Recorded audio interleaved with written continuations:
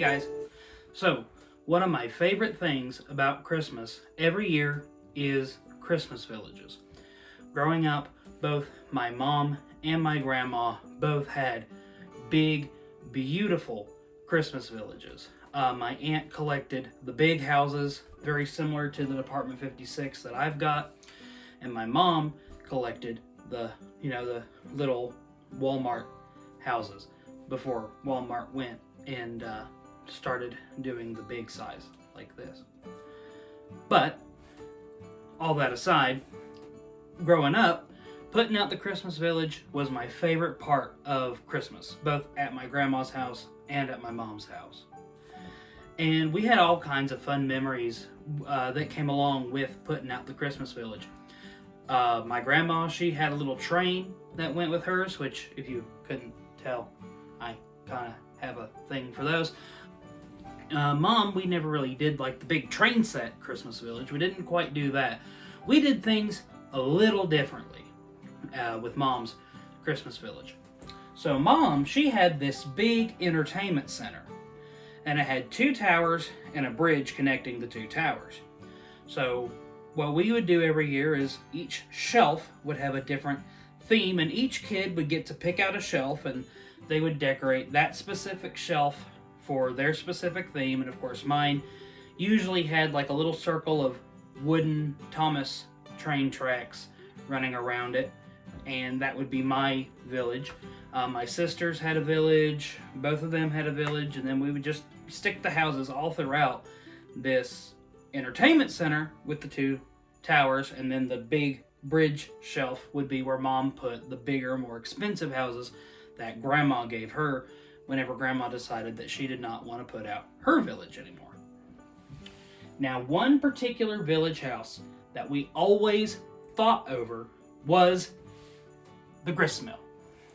Mom's village, she had a little gristmill with a little wheel that spun. It didn't spin on its own, you would have to spin it.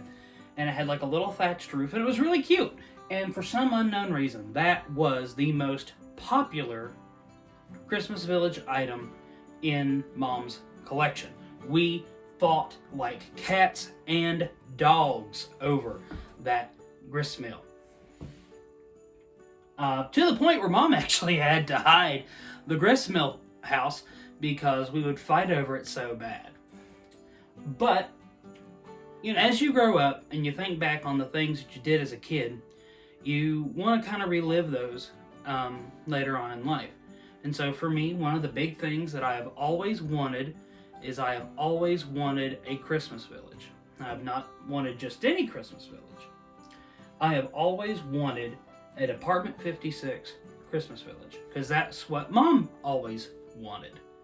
So I set out and created my own Department 56 Christmas village. This so far is what I've kept in my collection. I've bought houses, I've given houses away as gifts, but this is mine. These are, generally speaking, this is my complete Department 56 collection as I have put it together, piece by piece. And I'm going to show you guys some bits and pieces of it.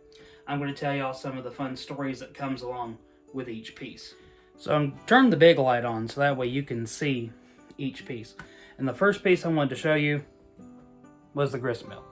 The whole point of me telling you that gristmill story about how we used to fight like cats and dogs over the gristmill was to introduce my gristmill. This was the first Department 56 house that I bought. It wasn't the first piece that I purchased, but it was the first house that I bought. And I bought it specifically so I could win the gristmill game. I won. I now have the biggest and best gristmill in the family. And both of my sisters, y'all can go suck on an egg. This one's mine. You can't steal it from me now. The next piece that I want to show y'all was actually the very first Department 56 item that I ever purchased, and that is this 1965 blue Ford Mustang convertible. This was actually originally intended to be a gift for my mom, because my mom loves Ford Mustangs, and so do I. Actually, the very first car that I ever rode in was my mom's white 1994 Ford Mustang. And so Mom and I both share a love for Ford Mustangs. And one year, the Christmas after she almost died of COVID, which is a totally separate story altogether, worst Christmas Eve of my life. But the Christmas after she almost died of COVID, I wanted to get Mom something special, and she had always wanted to collect Department 56, just like I do. And so I was like, oh, I found this in a thrift store, and it was Department 56 brand, as you can see on the bottom there. And I said, Mom will absolutely love this. So I went and I bought it, and Mom never put it out. Every time I would present it to her at Christmas, she would say, well, you keep it at your house because I don't have anywhere to put it. So it has found its way into my Christmas village right here, stuck in the snow outside of the Christmas tree farm. Because if anyone who has ever tried to drive a Ford Mustang in the snow knows they don't get along with snow very well. So after the gristmill, the next item I purchased was the John Pierce Boatworks. This is part of the New England series that they did. And I also have a chowder house that goes with it. It's just not on my shelf. I gave the chowder house to Mom. This was the second piece of the village that I bought. And mainly, I just bought it because I like the way it looks.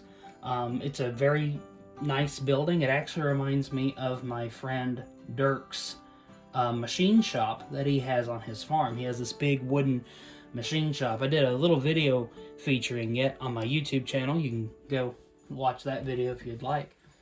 But it reminded me of his machine shop, and I just liked the look of it. So I was like, you know what? It fits in with my gristmill.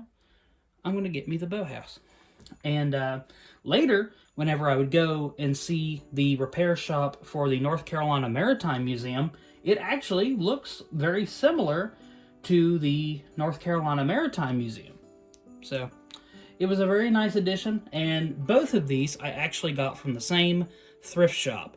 If you're wanting to start a collection of something that is very valuable and collectible, like Department 56 houses, thrift stores during the Christmas season are a great place to start. It's a great way to get your collection started on the cheap, and everything you're looking at here is just about 3 Christmases of collecting.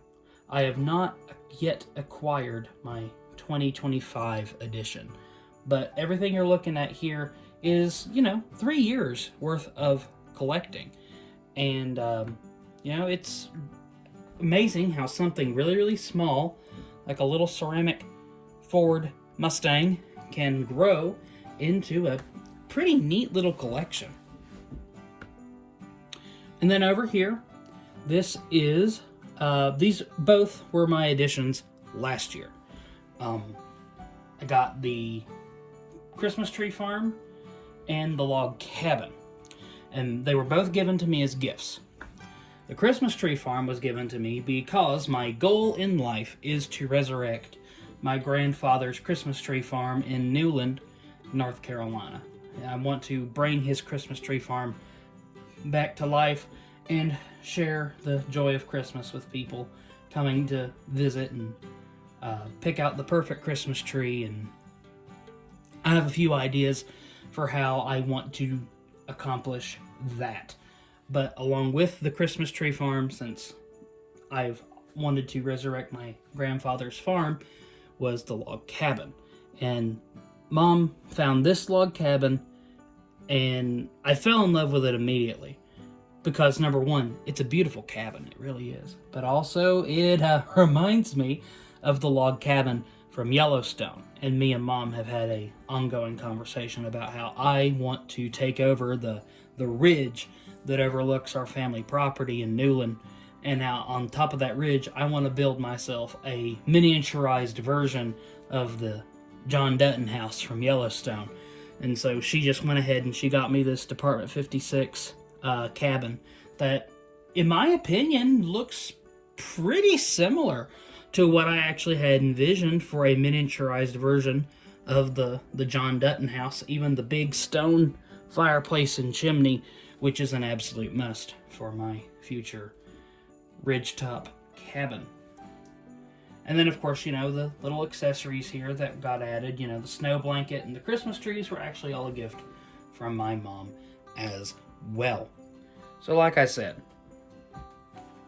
you know, if you are a parent and you're wanting to, you know, create memories with your kids that'll last a lifetime, don't skip on some of the little things. You know, do the Christmas village.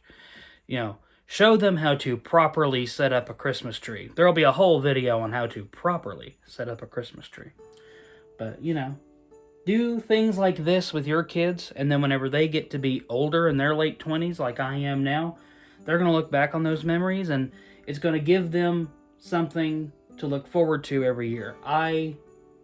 Every year at Christmas, I cannot wait to put out my Christmas village, and it just makes me happy. It was actually the very first thing I put out this year.